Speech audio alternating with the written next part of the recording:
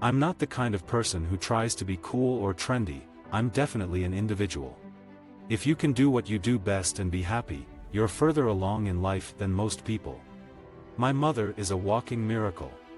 I had a period when I was 16 where I started to get a big head. I was going through puberty, and I was nominated for an Academy Award. My head got inflated. My friends were the real ones who said, "You're acting different." But the truth is that I don't need that, because I don't get out of hand. To believe in love, to be ready to give up anything for it, to be willing to risk your life for it, is the ultimate tragedy.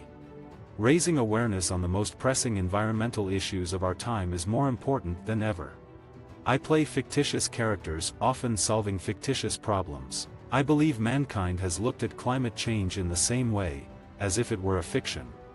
I just really love doing what I do. I know every career is fleeting and there will be time periods when I don't get the opportunities that I'm getting right now, so I am taking advantage of them.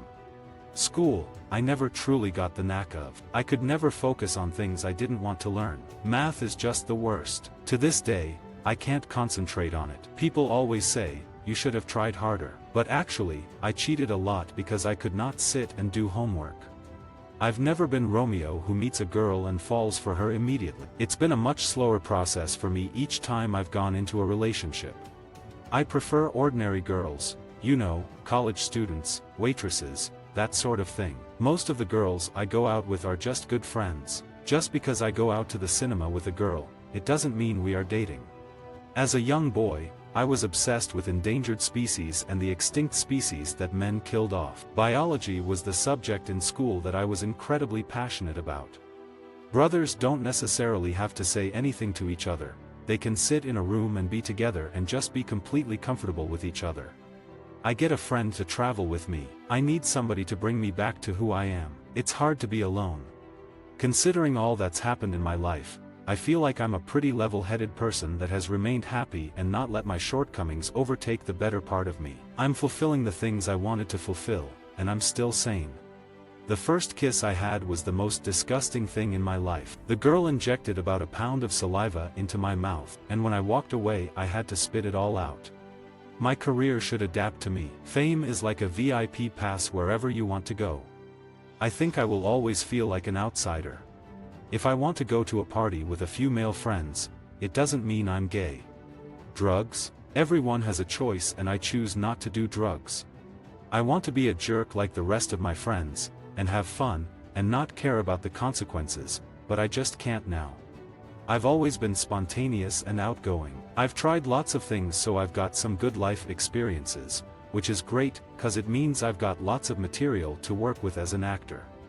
I remember reading the book in high school and always thinking of Gatsby as this strong, stoic, suave, mysterious man who had everything under control. But when I read it as an adult, I realized he is a hollow man, a shell of a person trying to find meaning, who is not completely in touch with reality.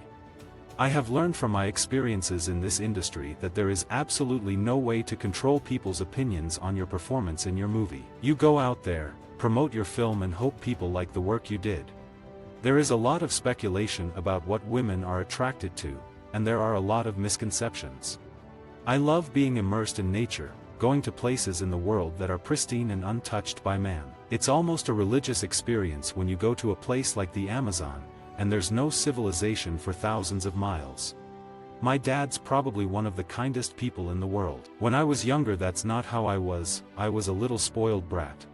Television is better than it's ever been in history. A lot of stories are being pushed, because of how complicated they are to make, toward Netflix and other channels on cable.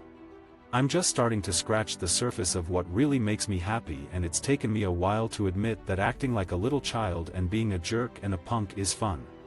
I've been planted here to be a vessel for acting. That's why I'm really taking any part, regardless of how complicated it's going to be. When you are given an opportunity to make a film like Body of Lies, and I would put Blood Diamond in the same category, of course you jump at these opportunities. I haven't died in a movie in a while. The Departed, Body of Lies, Revolutionary Road, Shutter Island, and Inception. I guess I did die in The Departed. I've never done drugs. That's because I saw this stuff literally every day when I was 3 or 4 years old. My mom, Ermeline, that taught me the value of life. Her own life was saved by my grandmother during World War II. Women have been the most persecuted people throughout all of recorded history, more than any race or religion. Hopefully I've gotten better as an actor as the years have gone on, but the type of work I want to do has never changed. Money was always on my mind when I was growing up, so I was always wondering how we were going to afford this and that. Acting seemed to be a shortcut out of the mess. I've been very lucky to have achieved a lot of the things that I dreamt of achieving as a young man. But, at the end of the day, and I truly believe this, it is not about achieving great wealth or success, because they don't bring happiness, ultimately. With Romeo and Juliet, you're talking about two people who meet one night, and get married the same night. I believe in love at first sight, but it hasn't happened to me yet. When I started acting, I didn't think of it as a career. I always thought Hollywood was this magical world where a fairy came down and said, "Come live with the Munchkins, you are now one of us." I didn't understand the concept of it as a career. I thought I would save up enough money to go to college. It's easy to fall into the trap of believing all the hype that's written about you. Who knows? In a couple of years, you might find me in the loony bin. I certainly don't eat raw bison liver on a regular basis. I'm probably not going to get married unless I live with somebody for 10 or 20 years. But these people, Romeo and Juliet, took a chance and they did it. We don't have the balls that Romeo did. I have to say that whatever decisions I make, I really do think that movie making is a director's medium. They are the people that ultimately shape the film, and a director can take great material and turn it into garbage if they are not capable of making a good movie. I just want to keep doing what I'm doing and hopefully people will watch my movies. I don't see why I can't have friends of both sexes without wild rumors being circulated. It's crazy. There are a lot of directors I'd still love to work with. Paul Thomas Anderson is someone I'd love to work with. I think Alejandro González Iñárritu is very talented. Ang Lee is very talented. I mean, there are a lot of people. There are many great directors out there. The best thing about acting is that I get to lose myself in another character and actually get paid for it. It's a great outlet. I'm not really sure who I am, it seems I change every day.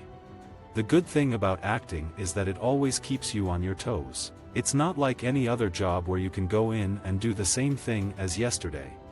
My parents know I was outgoing as a child, and whenever people came over, I'd automatically do impressions of them as soon as they left. It was my mom's favorite thing. Yes, I grew up in Hollywood, but not in any rich neighborhood.